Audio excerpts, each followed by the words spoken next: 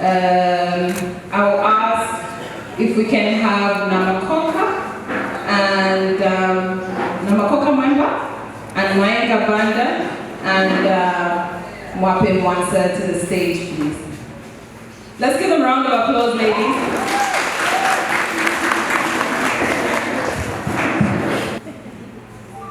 Honestly, just look at them. Just look at them. Round of applause, you guys. Round of applause. I'm sure if any of you were the one sitting here, you'd want us to clap for you, isn't it? And I am clapping for you from the bottom of my heart. I just want to say that I'm sure all of us know at least one person who's sitting here. We might not know all of them, but you at least know one. And the reason for that is because of what they're doing in the space of business. And I won't speak too much on their behalf. I'll ask them to introduce themselves and the businesses that they own, and just give them the platform to do that. The floor is yours.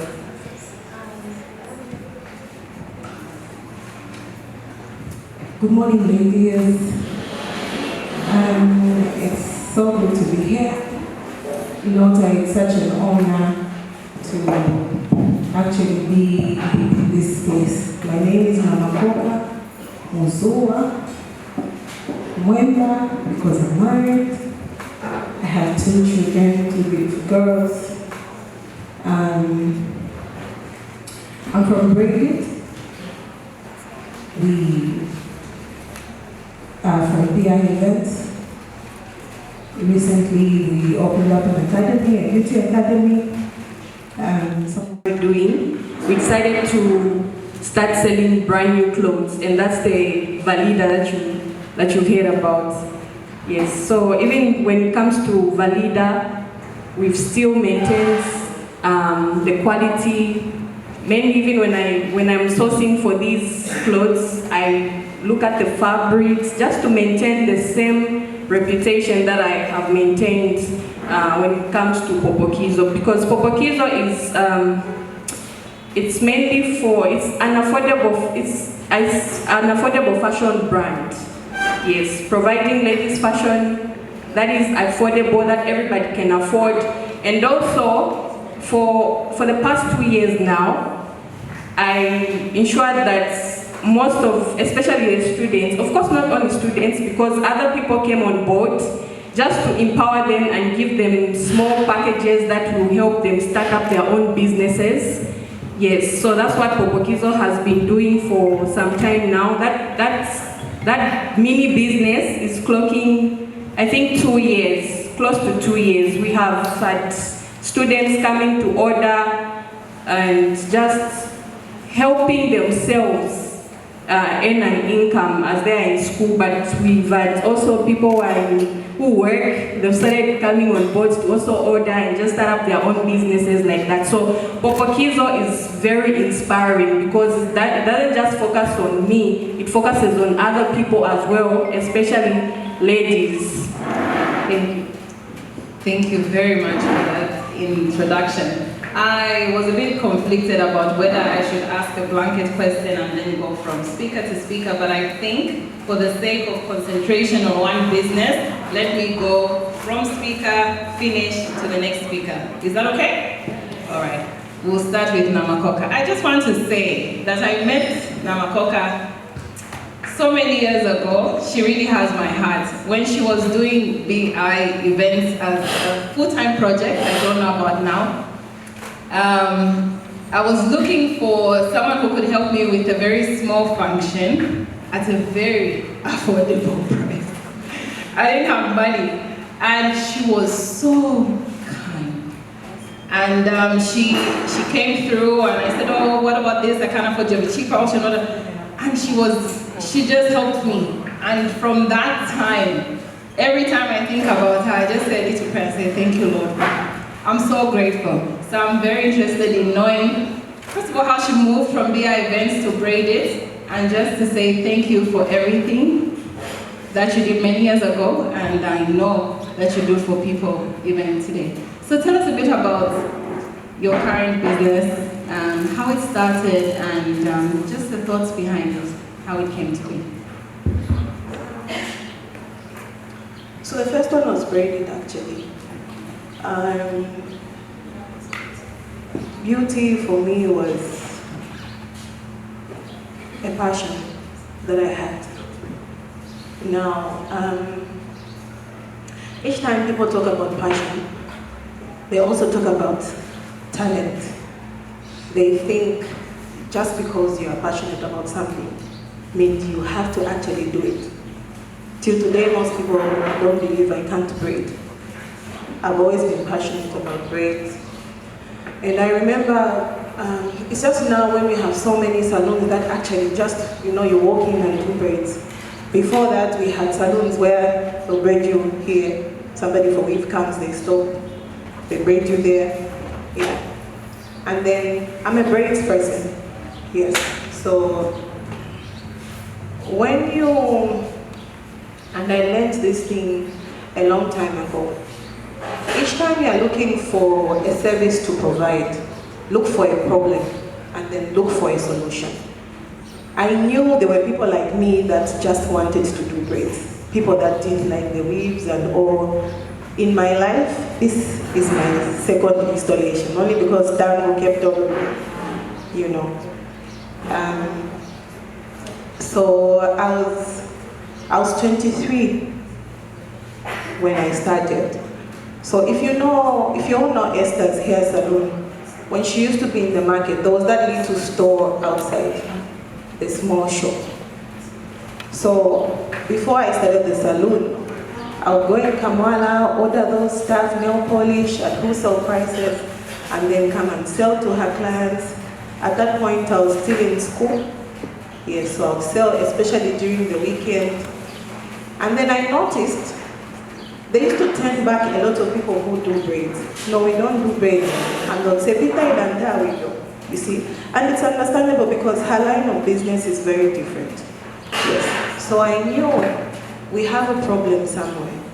There are people like me who want to just braid. Yes.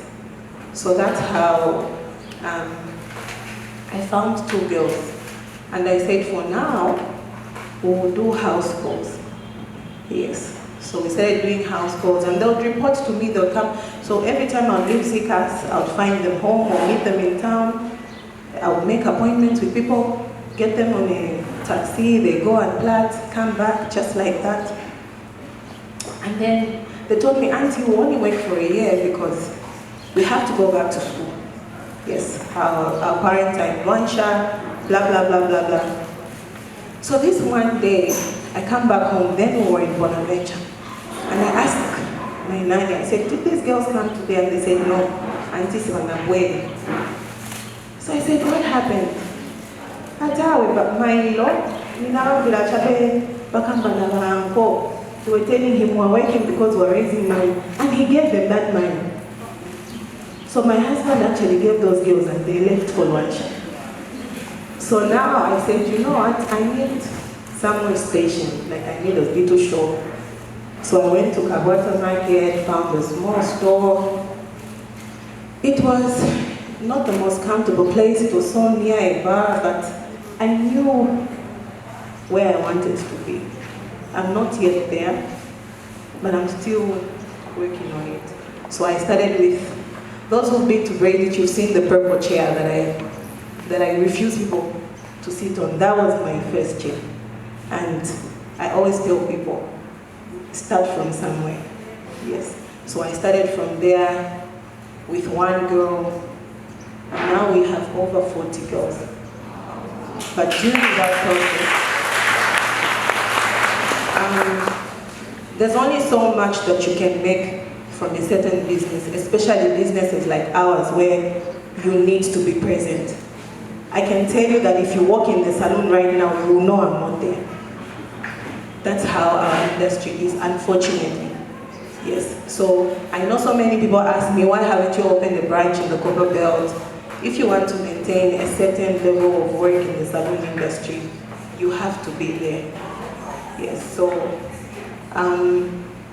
along the way, I knew I needed to diversify into something, not the salon, not another branch. Yes. So I thought of events. When I was younger, my older sister, used to work for somebody who did events and she would carry me along to help. So I developed that interest, so that was my second business. So we started the events business. Luckily, as it grew, most people ask me if I still do events. I do. It's just that now we've concentrated more on the corporate and the state events because with the way things are right now, I wouldn't say the market is saturated, but people are willing to give so much work for very little. Yes. So if you have to provide a certain standard of work, your price will either be very high and not so many who afford it, which is understandable. We are all going through it. So there comes a time when you just have to sit down and go back to the drawing board and see what's not working and what's going to work. I still do weddings and all, but I am very picky about it because there are certain, you see, like if somebody tells me we have a corporate event at, what's the time now? At 14, I'll be able to deliver it perfectly. But if somebody says a wedding, it's months and months of planning. So you have to sit down and look at the amount of work that you're putting in, if it's going to be worth the price that you're getting. So it's not everything that you just wake up and say, because so-and-so is doing this, let me start. No, you have to sit down, put your books right. If you are not a good mathematician, sit with somebody who can help you. There's always somebody who will sit with you and tell you, look, this is how it works. So that's as far as the events industry. Then for the salon, we have hair. Yes. We have so much hair on the market.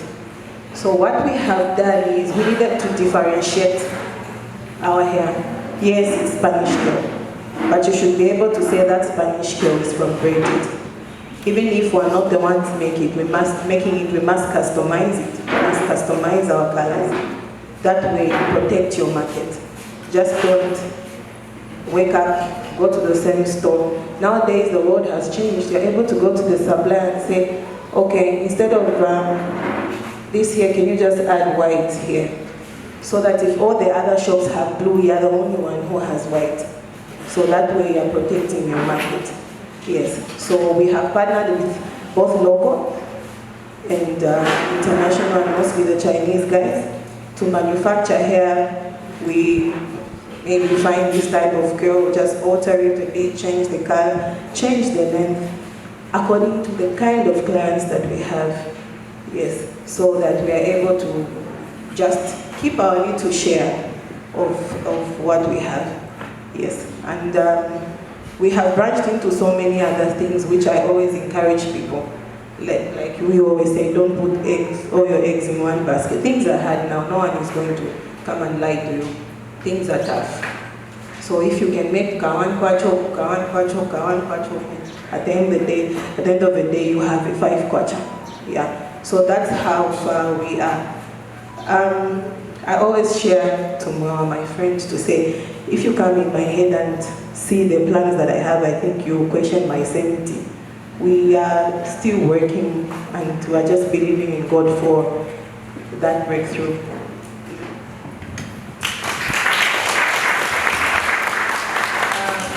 So the theme for this year's summit is building resilient women-led enterprises, right? Because we want women in the front. We don't want women to get left behind. It's been many years of women not having, the first chance to do something. But we know that we can do that through technology and also through scalable practices. So what is scalable practices? Basically, the small things that we do every day to enhance the business. What are some of the things that have worked for her and for Mainga and for Maki? So I hope that you're writing them down, all the little nuggets that she's talking about. Because here we're sitting, we're looking, we're smiling, we might forget. But if we write them down, at least we can remember them and use them for our own businesses. The second question I'll pose to you is, what role do you think digital platforms played in enhancing your business and bringing it to what it is today? Oh wow, I don't think Braided would be what it is now if we didn't have these digital platforms. Because I remember when I just started, I used an internet photo, by the way, because I didn't have any photo then. Yeah. So I practiced on how to do. I remember, I'm still looking for that lady because she's the first lady that I ever touched. I have her photo, I've tried to put it on our story. So the following morning, and I was shocked, I'm like, people don't even know me, and they want to come to the salon. I don't know how many times I pray for, what's it, Marco? Zach? I'm the only one who can't pronounce his name. That one. We pray for that guy because we are now able to just showcase everything that we're able to do. We are now innovative. The world is now connected. We see what the Nigerians are doing. We have a new pattern every day. See, at Braided we have, so Braided has taken up students that we use as models, those that can afford to pay for hairstyles. We don't want them sleeping around just for Spanish girl. So we brought those guys and we have weekly models. We see this pattern. We wouldn't be able to do all that if we were not able to see. The world has interconnected us. We're able to interact with our clients. We're able to see what our clients and don't like and what they like. The certain hairstyles, in an hour, it's got I don't know how much comments.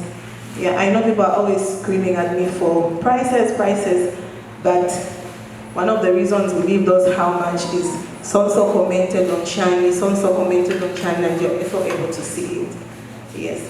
So every morning, you see, when I used to work, my boss used to tell me, how long have you known Coca-Cola? And I said, I think ever since I was born. I can say, yeah, but it's always in your face. Every day you see a Coca-Cola advert. Don't say people know me. Yes, we know you, but we forget because we've got other things also to think about. Social media has made us throw things in people's faces every day. You go like, oh, I want to do Spanish girl. But because it's coming every day on your story, you get up and you go. This is how we're able to. It's also cheaper. We don't pay TV stations and radios anymore to advertise our products. So for us, honestly, without social media, I don't know how it would be coming down to the drawing board again just to see where we're going to begin. But if you ask every business person here, they'll tell you that social media has really helped. You should see what kind of headache people get when Facebook is down. Go on their stories, you will know what's going on. Yeah. Thank you for that. I think for me, what I've picked up from what she said is visibility, right? It allows people to see you. And for me, most of the times when I'm looking for something now, it's become so easy. I just go onto Facebook, I type blah, blah, blah, blah, whatever I want, and it pops up. So that's been something that has really helped in the economic and commerce space. I'll also ask about some of the pitfalls, the common pitfalls that you think should be avoided when scaling in the industry that you are in. At this point, I'm sure you have a lot of advice to give people who would like to enter the braiding space just because of your experience. So, because you've experienced it, you can advise them correctly. What are some of the pitfalls that you think should be avoided when scaling up in the, let's say, the beauty space in regards to braided? I wouldn't really say the beauty space. I think just the whole business place generally. There are a lot of things that I look back and I say, I think this should have been done this way. Yeah. And one of the things that you will lose and the most important is time. certain mistakes will cost you a lot of time. The first thing I'll tell you is, don't involve God along the way. Well, the thing is, with God, even if you get yourself in the ditch, He'll come and get you out. But avoid that ditch, involve God in the first place.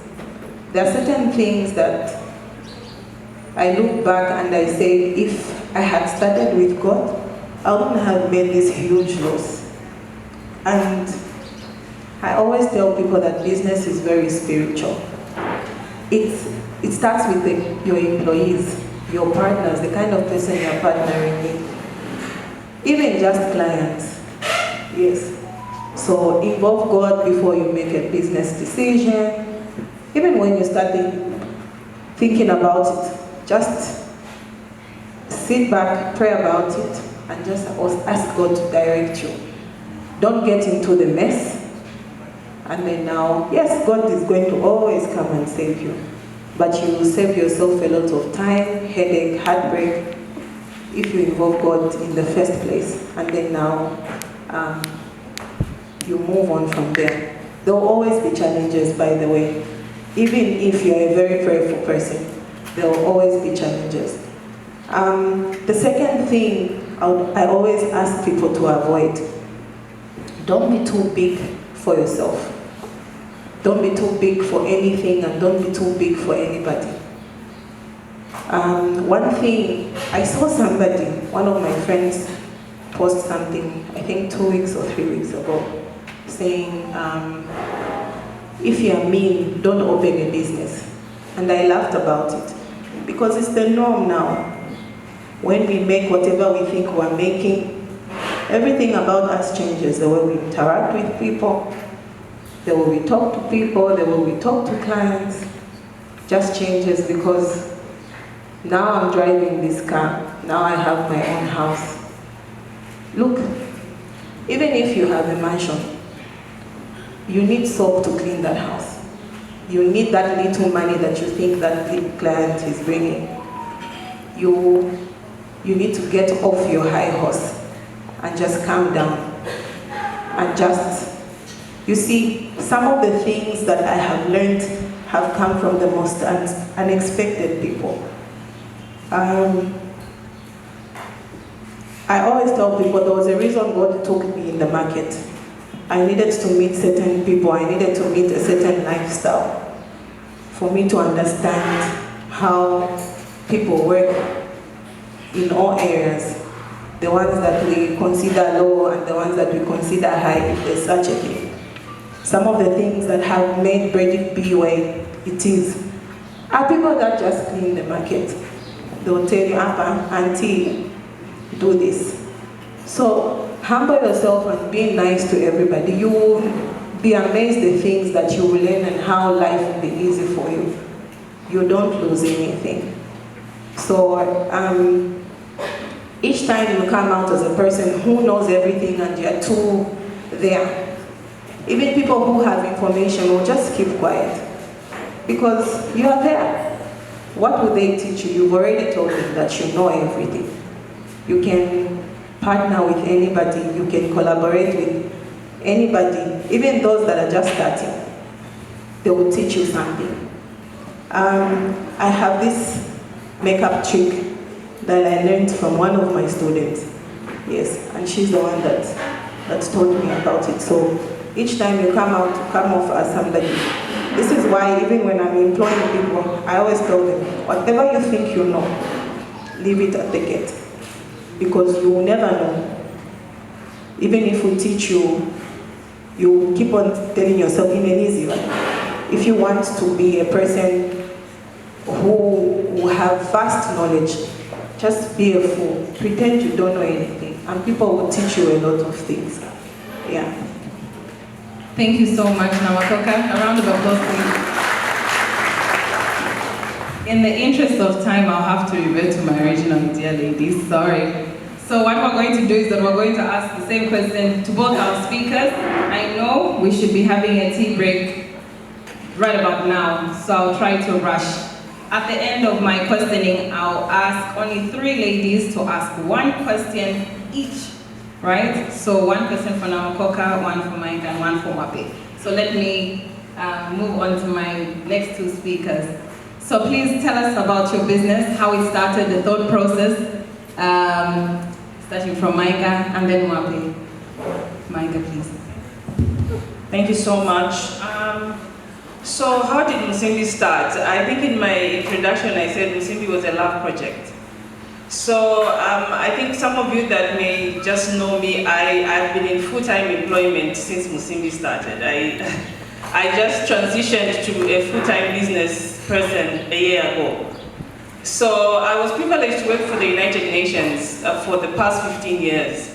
And Musimbi started from Nigeria. I was working in Nigeria for UNICEF. And it started because of my daughter. So we happened to take my child to a school where there were very few people that looked like us, you know, like the dark, black, the way we are. And so she started questioning herself. She's a big girl now, she's 15, but at the time she was really young. So she started questioning herself. All her friends looked very different. So she came home one day and was like, why is my hair like this? I want long hair. So, so we sat down with the dad and we were like, what can we do to this child? We would say, you are beautiful the way you are. This is how we are so beautiful and things like that. But it continued. And then I saw how much it affected her. So I started looking for a doll. For those of you who may not know Musimbi, we started with dolls. We have since transitioned to schoolwear and things like that, which I'll say a little bit more. So I started looking for a doll. And I bought one, I think on Amazon, and it was very expensive. But the doll that came to us, I was just like, no, this is not how we look. It was those terrible, ugly looking dolls. So I just said, you know what can we do about this? I started researching. I think like Namakoka said, this business is a spiritual thing, and I agree with her. So I started searching for manufacturers of black dolls. And you know, like, why would I start doing that? So I started looking for manufacturers in China until I found one. So I asked them, can you make a black doll? And they said, no, we only make for big companies, minimum order quantity is 3,000. I was like, oh my God, I just want a doll for my daughter. So I found another manufacturer in China who said, we can actually make you 100 dolls. So I asked my husband, I said, maybe I can gift them when we go home. So, you know, it was almost as if it didn't make sense. I bought 100 dolls. I started, and then they told me, how do you want it to look like?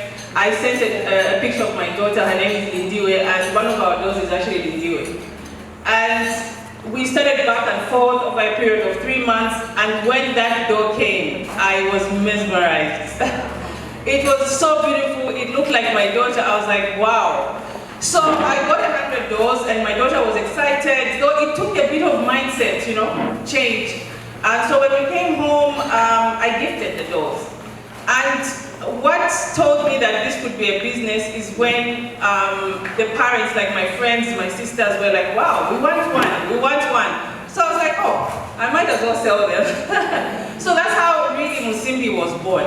And then somebody told me, yeah, you can actually start a business, and like you said, social media, I know it's the second question, but I might as well bring it. So I said, how do I start selling these?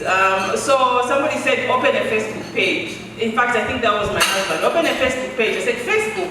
I don't even know how that works. So because I was in the corporate world. I'm a statistician. All I know is to count numbers. So it's worlds apart. So anyway, I opened a Facebook page. And I was surprised, people started commenting, and I was like, you know, it was such a scary thing, to be honest. I was afraid. Then what am I going to say to people? But then people started asking about the dolls, and I just put up a price, okay, they are this much. And then I had to think of a name, and I'm Tonga. So in Tonga, Musimbi means girl. So that's how Musimbi came about. And my husband is Ngoni, and he said in his language, Musimbi is also girl. So I'm like, okay, fine, then that's Musimbi. That's how Musimbi was born. So Musimbi started, when we launched Musimbi in May 2017, I actually made a loss, a whole loss. So I had to order more doors because now we had a business. I didn't know how to run a business. And then I had to, ideally, when you order things from China, they have to come by sea, it takes a long time, but I had to launch a brand. And so I had to ship them, I had to fly them in. So that was expensive. And then a lot of things just happened. At the launch, we sold out of all the doors we had. We had 500 doors. They all sold out at a loss. That's how Musimbi started, yeah. So what am I trying to say from our start? I think it's the passion that said, okay, let me try again. I want to do this. I was so excited about it. But then how did Musimbi evolve? Obviously evolved from just being something that I was just passionate about to a real business. I had to learn how to sell. We entered the retail market. I had to learn that I had to pay rentals because our first shop was at Arcades. It was full of doors, only doors. And those are a seasonal thing, only on a birthday, Christmas. So I had to learn very quickly that with doors alone, Musimbi could not stand. So very quickly, I started investigating what else do children like. And a lot of customers actually doing so, they would come and give us ideas. Why don't you start selling bags? Why don't you start selling ballet stuff? So it's from customers that I learned. So we were growing organically with demand. So we grew from Arcades. We opened 5 other stores. For those of you who are customers, you may know where we are, but I had to learn how to do retail, which is a different ballgame altogether. I know that businesses are very different, but for me, I wanted to create something that lives beyond me and doesn't depend on me. You will be very surprised that I have not been to a Musimbi store in 4 years. I have not. So I wanted to create something that lives without me because I was in full-time employment. Yeah. So anyway, during COVID, we experienced a very difficult time. We couldn't import, things were taking long to come from China. So I decided, oh, why don't I just start sewing maybe uniforms? Because some customers would ask for uniforms. I started buying, I went to Kamala, I bought a machine, and I employed 2 girls. And I have no idea about tailoring, and I started researching how do you make a shirt, school uniform, baby rompers. And these 2 girls, up to now, they are my employees because I just love them so much. They taught me a lot. And I learned what kind of machines do what. So that's how Equip was born. So Equip Clothing Limited, we have about, now we're at 72 employees. It's a clothing factory. It's a clothing factory that started with Musimbi, just trying to make Musimbi survive during COVID. But now, we've opened up Equip Clothing. Our customers are schools. Most of these international schools we make uniforms for. They used to buy from South Africa. Now we can make and they trust us. We have also the people that are in sports, the sports association. We make basketball, kids, hockey, t-shirts. But it's something that I had to learn with time. So in a nutshell, that's how Equip and Musimbi were born.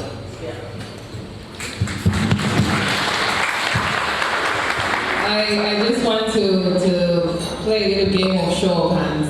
If you have a daughter, how many people here have daughters that have a Musimbi door? Okay. Okay, yeah. Daughters, nieces, sorry ladies, daughters, nieces, even friends, children that you know. You can represent them. How many? Very nice. Okay, I'll also ask about the bags. How many of your nieces, daughters, friends, children have a Musimbi bag? So madam, we just want to give you your flowers. Well done. Well done. If you were listening very attentively, question for her. I'm tempted to take away her question and ask it myself, but I won't be selfish. Let's move on to Mwape. Mwape, please tell us about Popokizo and Valida. Tell us how they started and how they got to where they are today. Thank you so much. So, Popokizo started back in 2015.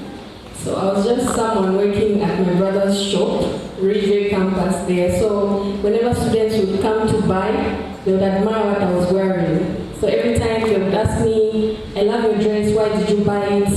I love your shirt, why did you buy it? So I thought, okay. And I was just one person who loved fashion even when growing up. And it's what I was doing even when going for work. I made sure that, okay, I needed to look good.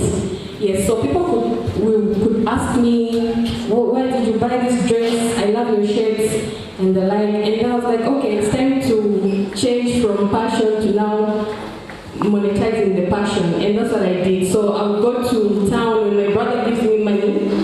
I would go to town and order the same things that I like, just in case they won't buy. I will still wear them at the end of the day. So that's a win is a win. So, and that's how it began. And then I started taking to their hostels, their boarding houses. I'd go door to door. Yes. So it was on and off because I was just doing it for fun. And then I started realizing that, okay, these people are taking my business seriously. Let me also put in the efforts. I remember I only started with, I think, 80 kwacha. I went to Kamwana there, I looked for some few things, and I started supplying. So from Ridgeway campus, going door to door from boarding house to boarding house, I went to NIPA, just like that. So there were a lot of challenges because I was coming from a background where I was this academic person. I just wanted to focus on my career because I wanted to study medicine. So in 2016, I went to school to study medicine, but then I didn't want to stop the business because it was bringing in money and the clientele was just coming up really well. So what I would do is that at the beginning of every semester, I would give them on credits because, you know, working with students, it's usually credits. So I'll give them at the beginning of every semester, I'll give them on credits like that. But then it was so challenging managing school and business, and the program that I was doing at that particular time was just evolving. So I think I stopped, but I didn't really stop. I remember there was a time when, because I switched courses, I switched programs, and after switching, I still wanted to go back to the business. That was in 2017. So 2017, from 2015 to 2017, the business was on and off, but I still maintained my clients. And after, when I was about to switch to the program that I did, I just took all the clothes and sold to my roommates. My roommates bought them, and I think they really bought because they wanted. I've got good choice when it comes to clothes, so they really bought. And it gave me the returns were good, the profit margins were good, and that's how the business started again. So I went to town as a vocal, just to pick from, not to get the whole bill, but just to pick what's nice. So that's what I did. And then from 2017, the business just started growing. I would go door to door. I was very effective online. So the business just started growing like that. I ensured that I have a good customer service so that people can remember how nice I was to them. Yes, so they kept, whenever I knock on their doors, they were so excited to see me because I brought them nice clothes. And that's how the business just continued growing. And coming from a background where I was this just career-oriented person, I didn't have business knowledge. So now I realized that, okay, I needed to learn how to run a business. It became serious now.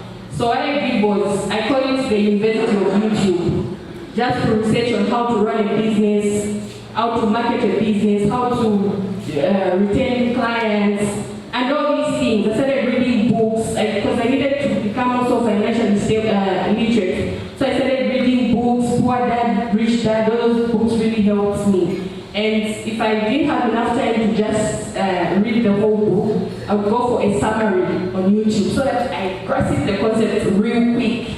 Yes, so after learning all these things, I now started implementing them in the business. And before COVID, a lot of people don't know about this, but that's when I first opened my first shop back before COVID. And then it was near Apex because that's where my school was. Just when I launched it, then COVID kicked in and the students were told to go home. And I was like, oh my God, what am I going to do? This is the end. And we're not allowed to go door to door. So that it was just hard at that time. But that's the time when we realized that we needed to use social media more. So the business wasn't bringing home physically because I even closed the shop. It didn't even last for 2 months because there was no business. People were not moving. People were really scared. And the students had gone home. So I started using social media, and that's when the business started growing the most. Yeah, so that's how Popokizo began. And I first opened the shop. It wasn't so good, but like Coca said, it's to know where you are going. So I knew I was going to have a lot of shops, even if the shop that I have right now is not good looking, it's not pleasing. Okay, let me just start. And that's how I started. And just 1 year later, I managed to secure a place. And then, not only that, I think the few months I found another place. And as we speak right now, Popokizo has about 6 shops. Yes, so that's that about Popokizo. And then because the reason my goal was to be the go-to destination for ladies fashion, I also decided to bring in brand new products so that whenever someone doesn't want to wear a second-hand clothes dress, they can still buy a brand new dress from me. And this was easy for me to diversify because I knew the basics, I knew how to run a business at that time, so it was just me diversifying. It would have been difficult for me to diversify to maybe events because again I needed to start learning how to do events and all these things, but for starters I diversified into something I was familiar, although I changed the type of products that I was dealing with. And also when it comes to Popokizo, what has really helped the brand is maintaining quality and also good customer relations and all that. So these things have just pushed the business forward. Yeah, so now there is Valida and we go sourcing to China and these other countries where they manufacture clothes. Yeah, so thank you.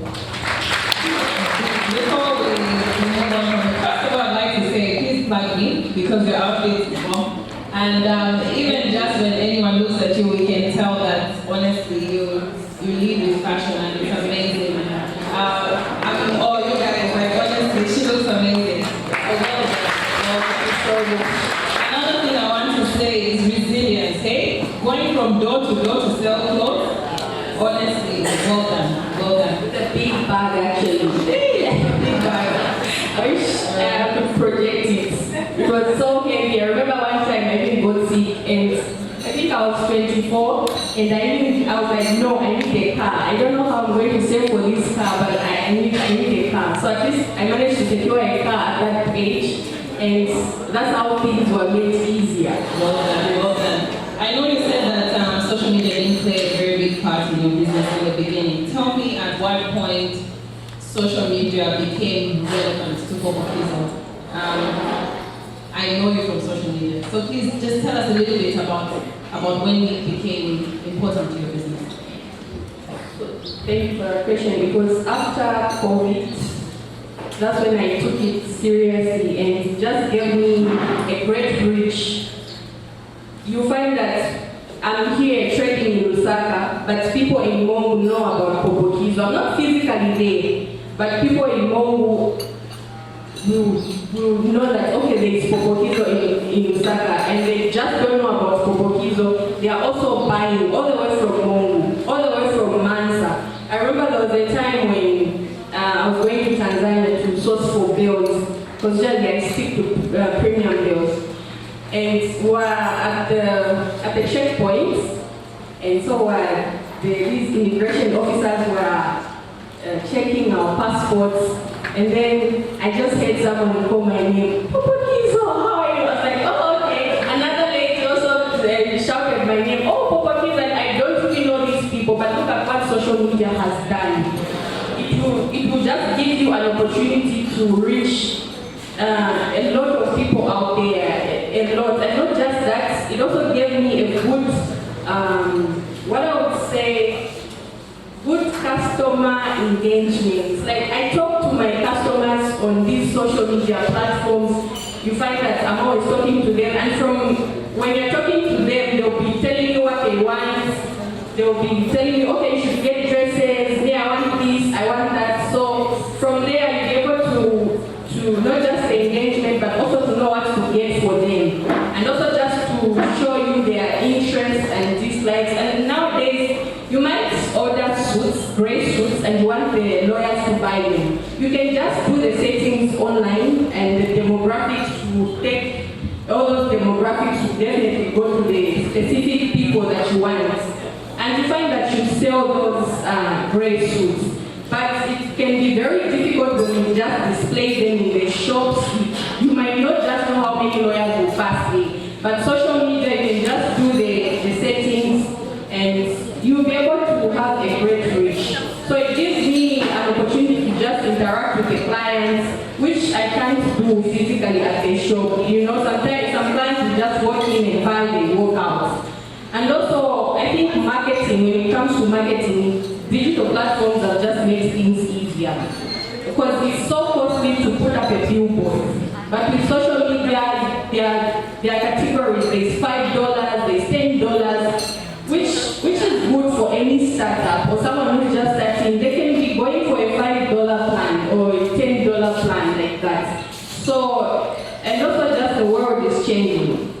I can't just stick to the old way of going door to door, you know, while we're living in the tech world now. So it's very important as a business person to just make adjustments real quick, because if you kicked out of the business, you cannot make those adjustments. Or if you take a look at those people that used to go around taking pictures, where are they now? The cameramen, where are they?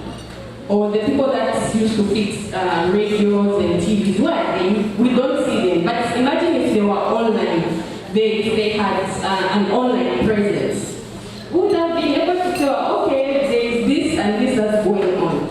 So it's just very important to just move with the trends of the world, the systems, the way the systems are moving. You also tag along, especially as a business person, because if you're not careful, like I said, you'll be kicked out of the business. So social media has just given me a great opportunity. Like, imagine even in places where Popokizo doesn't have maybe a brick and mortar, but you find that I'm making profits from that. I'm trading with those people. They know about this brand. Yeah, so social media is a plus, and I would say maybe a plus to the power chain because it really helps businesses. Thank you for that. I just want to add to her point about what social media has done for the business space in terms of fashion. Another great point for me is that I can see how the outfit looks on someone before I buy it.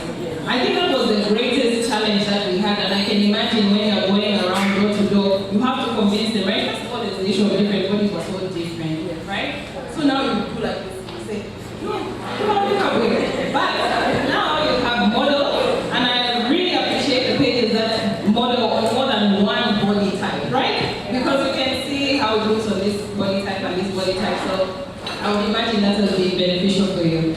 I just want to, maybe let's say in 5 minutes between mine and Mape, some of the pitfalls. What are some of the pitfalls that you have encountered in your space, both with Musimbi and Equip? By the way, my daughter has a little Musimbi dog, and she sleeps with it every day. The brother was saying last night, Mommy, why is the hair so hard? I said, that's how my hair looks.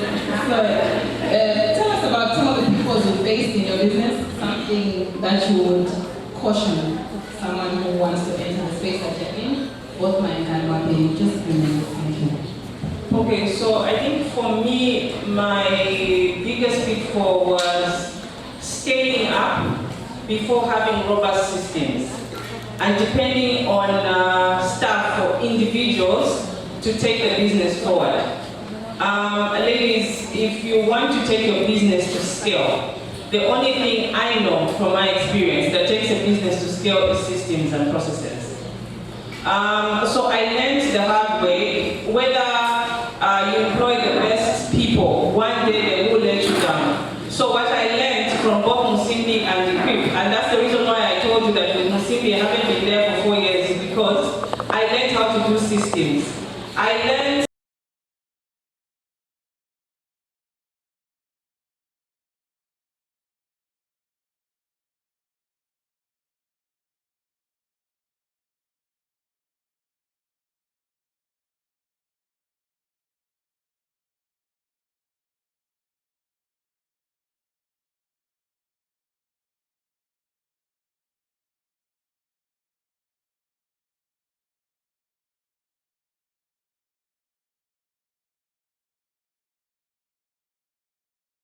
systems first, and that's what leads to scalable businesses. And I asked myself very quickly, I asked myself, how does PEP run? Like, have you ever seen the owner of PEP sitting in PEP? No. How does Trade Kings run? So for me, I think we need to think ourselves beyond ourselves. Look at the business around us, South African businesses. We can get there. And what takes them there is scaling with systems and processes. Yeah, so that's, thank you. Thank you. So for me, it's maybe insufficient planning. I think before starting a business, one has to plan properly. And I always advise people to segment their planning. Like maybe the first quarter of the year, what are your plans?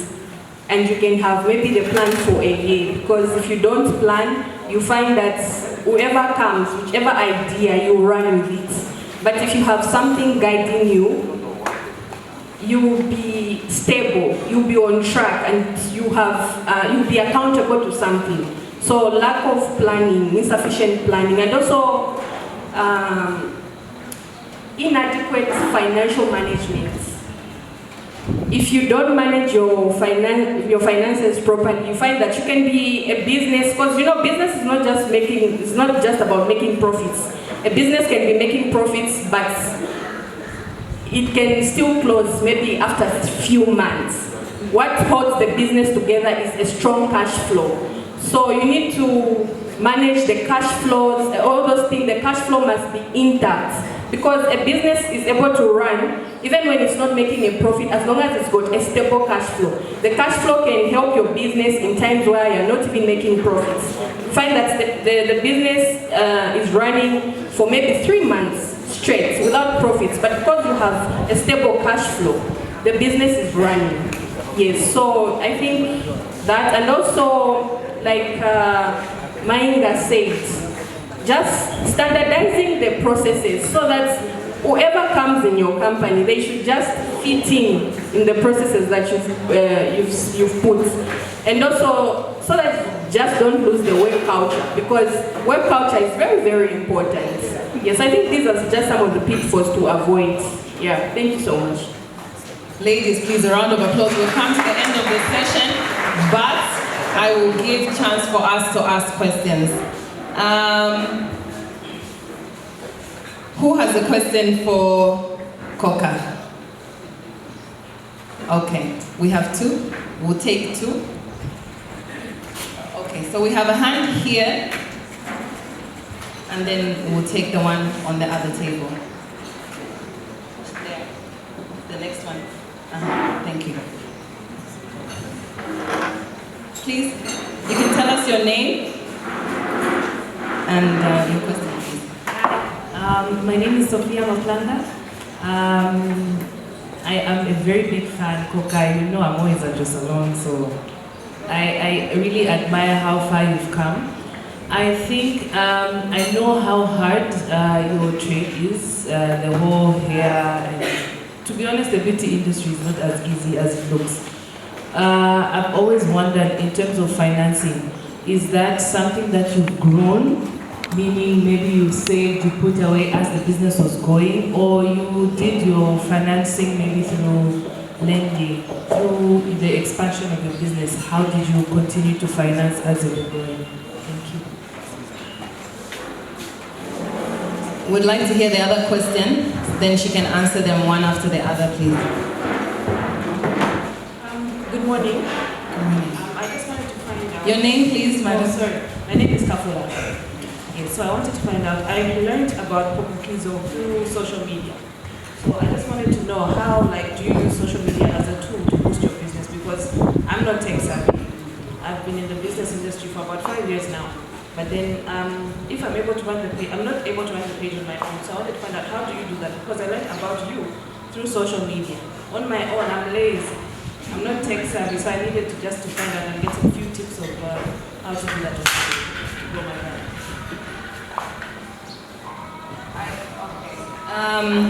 Okay, we'll pause the question for Popokizo. I think you had your hand up, did you? Yes, and it's for Coca, isn't it? Okay, please give her the mic.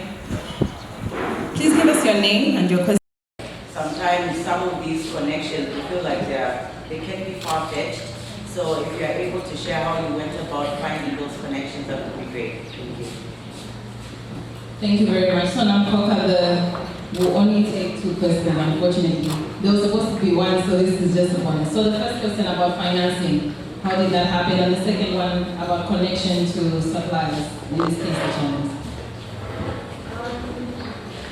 I'll start with the financing.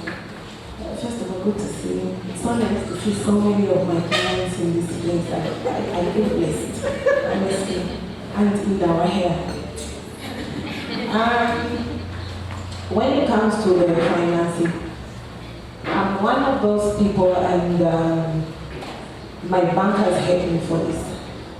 I had loans. I have bad anxiety. I can't do a loan, and not because I don't encourage it. It's just not me. I'm not the type of person who will sleep knowing I owe people so much money. If you have a plan, like my banker says it, if you have a well put together plan, you can get a loan. Yes. But for me, I'm not just the type of person that I believe in slow growth. And this is not me telling you to do it. We are all different people. And I do this for a reason. Instead of me thinking of how I'm going to grow the business, 99% of the time I'll be thinking about how I need to pay it back. So for me, it's just me. I took it slow. Yes, and one of the pitfalls I was going to mention is bad financial management. I can tell you that so many people who have come to me would have grown a long time ago. And I always tell you, isolate yourself from the business. Let the business grow. If you go to your account and buy yourself something that is very luxurious, or not very luxurious, but something that's personal, and your account has a hiccup, it means you are not yet at that level. If you go to your account and buy yourself shoes, and you notice that there's a movement of money, that is not your level. You should be able to purchase something without noticing something moved out of your account. The message should be the one that should just say, oh, you shouldn't start making plans. Oh, now that I have removed so and so much, now I need to do that. And that is the problem that I have seen with most of our entrepreneurs. Because you want people to know you and not your business. You are forced to wear things that you can't afford. And by saying you can't afford, I mean your business is not yet ready to buy you a Benz. It's okay to start small. Yes. I'm not saying do this, but I can tell you that I still don't have a car. Every car that you see is for credit. It's for work, it's either a bus, it's a van, it's for sale. The day I go and purchase a car, I shouldn't have a headache. Yes. Now, I do understand that there are certain businesses where you need to brand yourself. And my boss taught me this a long time ago. People shouldn't question every time they are giving you a deal, and they're now asking themselves, looking at how you look. So just because somebody who's into real estate is driving a Benz, that person goes to big organizations to go and look for deals. What business am I? Clients find me inside the salon, they don't even know how I came for it. So you must know your own. Don't start saying because so and so bought this, because so and so bought this. There are so many wigs that people wear that you can't even tell the difference. My husband, every time I tell him this one is 15 and this one is 1,800, he can't even know. You see, so just for me, growing slowly and saving up, I always tell people the more money you have, the more money you have. If today I have 100 pin, and if I sell stuff with 100 pin, it gives me 300 pin, it means that if I sell 300 pin, I'm going to get 900.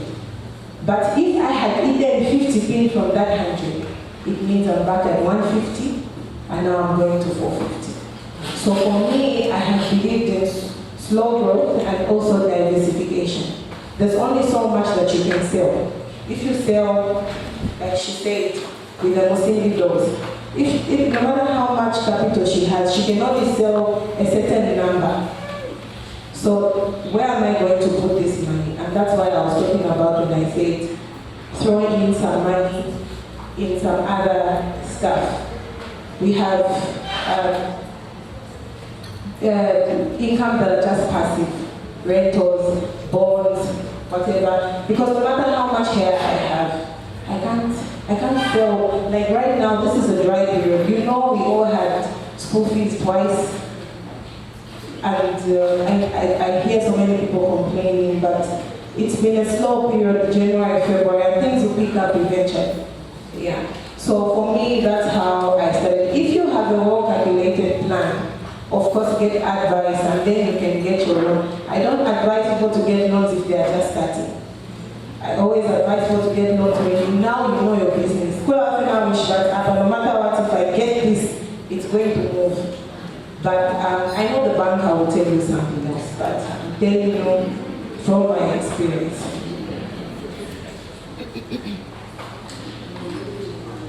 Oh, okay, the Chinese. So, you'll be shocked I've never been to China.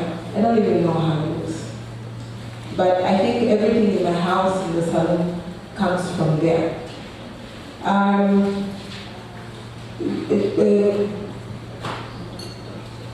What do they call it now? People sell contacts, what, vendor list, what. I don't do that. So I don't know how to explain. So I can share contacts with you, depending on what you want to buy. I don't charge, I give that for free. We all have different plans. Those who come to me for contacts, I don't charge. Yes. So if you want to get, of course in my industry and maybe furniture, what else? Yeah, those are the only contacts I have because I buy for myself. But in the beauty industry, when it comes to makeup, nail products, hair, I do share those contacts freely. Also, I'll teach you. Well, I really don't have to teach you. You just have to tell the supplier what color you want, or how long you want it to be, or what quality. So, for those who want contacts or who want to know how I find those suppliers, I find them on online sites, and then I do a background check. Yes. So we have what do you call them? These guys who courier. Most of you have heard of the Michael Carroll, the whoever. You can always ask those guys to check the supplier genuineness or whatever it's called for you. I'm one of the few lucky people who've never been swindled by the Chinese. And I don't know why they say that. For me, I think it's that poor communication. Yes. The Chinese will give you exactly what you ask for. if you just tell them properly. And Zambians don't like to read. They go on the site, they see this big thing. You don't want to go to the details and see what's the diameter. And they say, no, the body is much here. Yes, they put the size there, it was 10 centimeters. But because there was a big photo, we shot online. So go into the details. One of the second sites I'll give you is Alibaba. Yes, go on Alibaba, go in their details. They are even a chair. This one, they'll take it from here. It is 60 from here. Then get your tape and measure and see if it will fit where you want it to fit. Ask a lot of questions. Ask the supplier, what is the cheapest way of shipping this? Can it be dismantled? People just want to buy. You know, there are so many things stuck at these courier places because Zambians can't collect them because they didn't ask questions on how much they're going to cost. When it comes to shipping, you just buy and start accusing the Chinese of being crooks. They are not. We just don't like to read.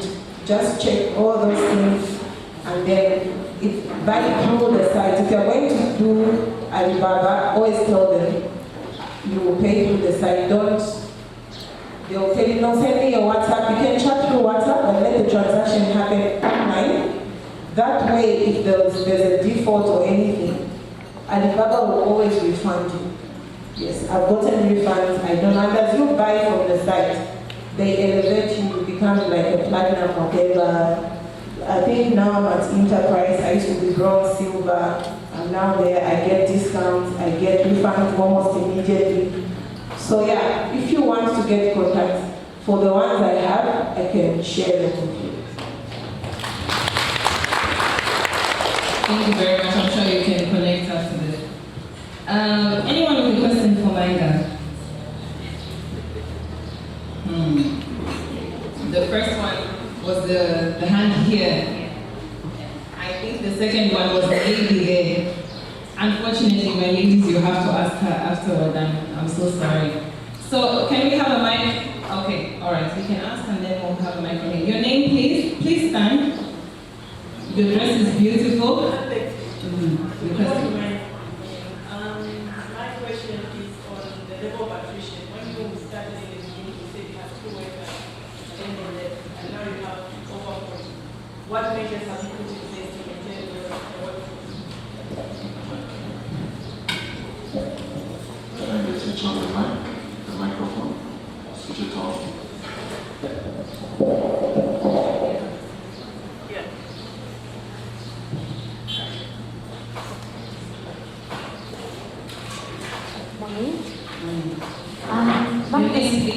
My name is Joy.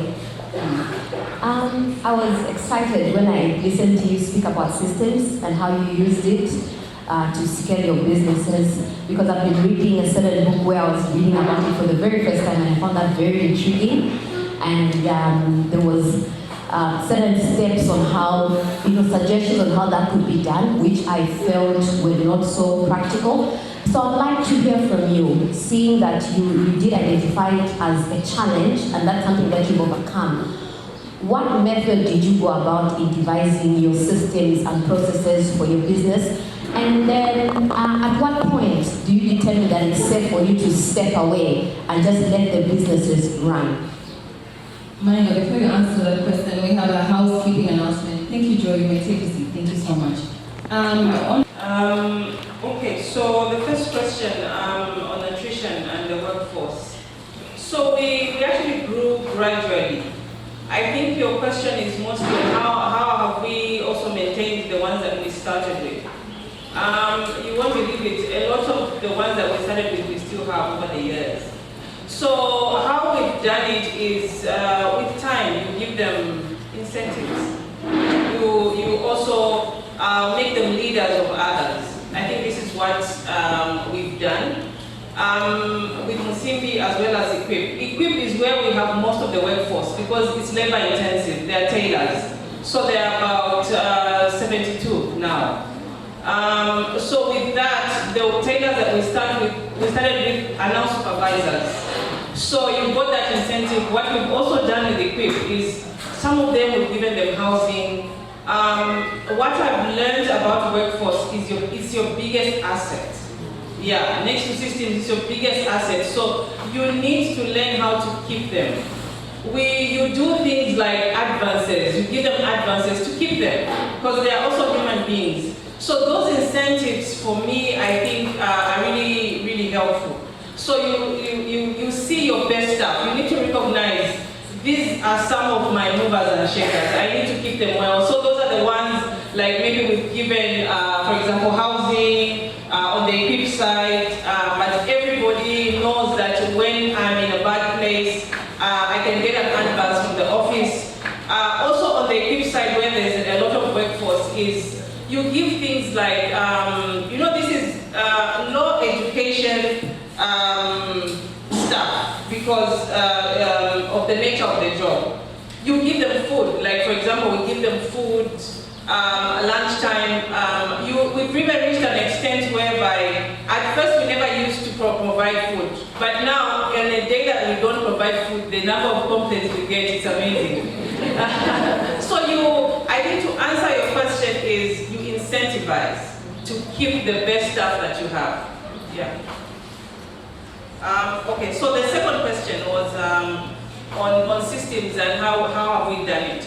So I'll answer this using examples from both Musimbi and Equip. On the Musimbi side, for example, I learned that you can't do a retail business without, they call them, not POS, I don't remember the name, I don't know the name exactly, because I used to wonder, like, how do you sell? And how does Mainga here see the sales every day? They are online systems. I don't have to be in the shop. There are systems of how you merchandise a shop. There are systems on who merchandises the shop and at what time. This is how big organizations run. So I learned very quickly, and I thank God, like for those of us, I heard when we were introducing ourselves, there are people who are in full-time employment and they want to start a business. Trust me, the work ethic and organization development that you will get and learn from your workplace is very important for your business. Because when you think about it, those in corporate institutions, you just walk into your job. It's not because you're intelligent. Yes, you can, but there are systems in place. That's why it's running for years on end. So on the Musimbi side, I learned that there are those kinds of systems. But even then, we needed to write, so we wrote down what we call standard operating procedures. So we wrote down our SOPs for each process. I think you've seen things like books for dummies, I don't know, online, if you want to learn something, yeah? We've done that for each process, such that if an employee leaves, they will find that standard operating procedure and just read it overnight or something and be able to fill in that space. So that kind of knowledge, because I learned a lot from Musimbi because it was a project that I made a lot of mistakes. Yeah. So with Equip, I'm using that experience from Musimbi for Equip. How do we do customer service when a customer comes in, the order management? How do we do the job card to the factory? How does the factory manager know the time schedule for the order to be done? I don't have to be there, Mainga, because I can't manage. And she had said that in our heads is a lot of things. You are doing all those things, but how do you now remove all those things from your head, put them on paper for other people to do? So that's how we managed to do processes. I think if we have time, I can speak more on that. The other question was, how have I transitioned to the business? So it's only been, I've only been in full-time business for a year, but my businesses have been running from 2017. So trust me, it wasn't easy. I've been trying to leave, I think, for the past 7 years. There's never a right time. I was waiting for the stars to align, and I had a good job. I was privileged to work for the UN in different countries. My last job where I resigned, I was in New York. And people would tell me, who lives in the UN? And you're in America. But at some point, your business becomes you. My capacity to give UNICEF what I gave them for 15 years was over. Like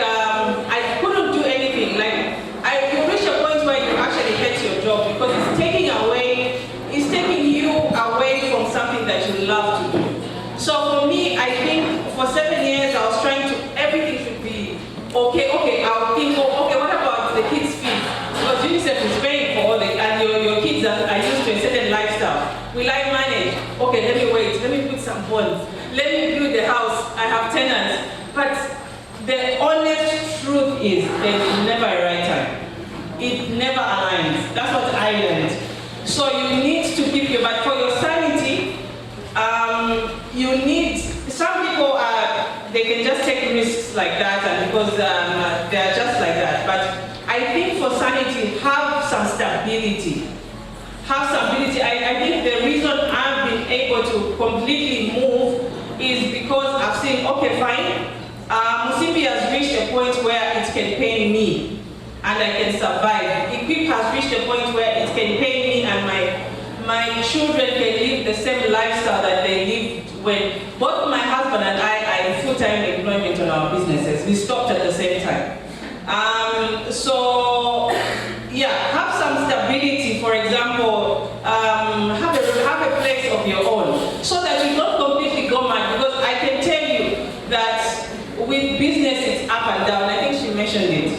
Even with Musimbi Equip, today you will have so much, maybe an order, 200,000, 300. Tomorrow you have 200 kwacha. That's how business is. So you need that buffer. And so what I learned with business is that, business can also invest in something that is stable. Even the way people invest in all these real estate, bonds as human beings, your business can also do that. For your times when your business is not on top. So that's how I've kept my sanity. But my transition was not so easy. It was quite difficult because I was always asking myself, is this the right time? But I'm very happy now. I think I've never had more peace. Thank you. You mentioned how you started your business, going door to door, and yes. My business is a bit similar in the sense that I don't always order the same items. Unlike the rest of the businesses, it's more of a franchise. So it's easy to put things in place, to put a system in place. Because when a bag comes to the scene, it's put on this section, on this shelf at this time. For our types of businesses, that you have a different dress every day, you have a different trousers every day, you have different items every day. How do you manage to put in place certain systems and not be there? I say so because I'm in the same kind of position. I'm married to a person who's not from here, so I'm forced to move away, but I do want my business to continue. I want it to thrive. I wanted to have a system. But at the same time, I wanted to be more of a franchise. I want somebody to walk in and say, I can find this item in this store at this place. How do you do that? Have you understood her question? Okay. We'll take the question at the back. Is reality with Wake Up. First of all, what you're doing is so inspiring. I want to ask, because this is something you said that you realize that you need to monetize the passion. So for me, by profession, I'm a doctor, but I go on to practice as a doctor. I make wigs and I want to venture into that. So I want to find out what did you do to effectively monetize your hobby, monetize your business, monetize your passion? Place to continue the system to go on without your presence in it. So the question is, just to summarize, is it thrift? It's not thrift. But you receive different products. I do receive different products, new products, like sometimes maybe second-hand, but they're different. They're different. They all household. It could be a painting to a knife. Okay. Okay, I get your question. So to answer that, I think it's important to label your products. And just all these, I think there are systems, like she said, there are all these software that you can use to identify the products. You can give them numbers. You say, okay, this one, this domain that has come in is number this and this.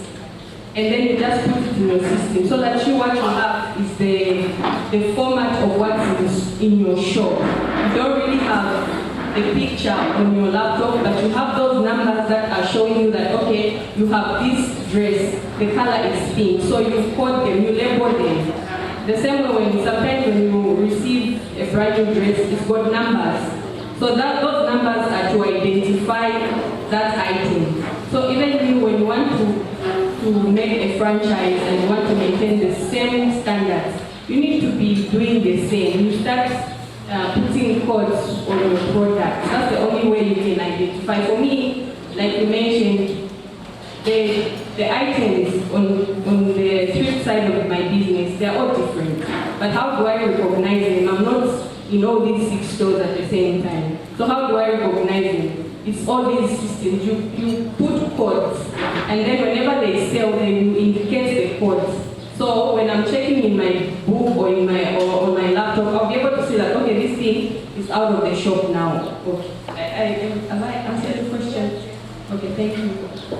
The third question? The third question was about the wig doctor, yes.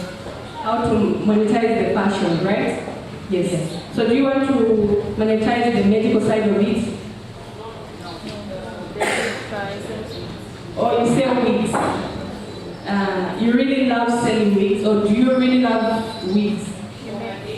Oh, okay. So for that, I think it's important to effectively monetize it by selling a style. So instead of you just putting a wig, what if you wear it or you find models that wear it so that you sell a finished product? Because people are attracted to what's already made than the raw materials.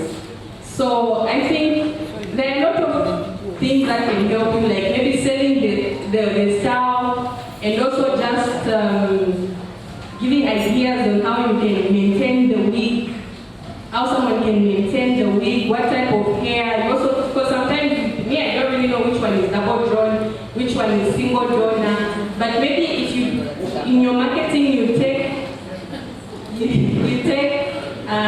extra time to just explain to us what a single donor wig is. You just do things differently from what the usual people selling wigs are doing. Yes, so I think you just need to research more on what you're doing, and then you find a way to effectively present it to your target audience. Yeah, I think from there you'll be able to get good sales, because you're not one who has just displayed this week on a mannequin, but you're wearing it. Maybe you can go somewhere, maybe to a wedding. That's selling a style. Even someone, if I've got a wedding, I'm like, oh, I think I can even wear this week when going to that wedding, because I saw it on you. I hope I have answered the question. I just want to encourage you, the wig doctor. In fact, when we played our game in the beginning, there was a question on one of the cards about someone who posts on TikTok often. I saw you through TikTok, and I always wanted to share with you, doctor. I'm very impressed, and I'm very happy to see you here. So just to say, if you ever decide to jump full time to wigs while watching, and we will patronize the business. Ladies, I'm sure you feel like we need more time. We've got so many questions. But for now, thank you so much. I'm sure the ladies will find time to sit and chat with you. Please, a round of applause.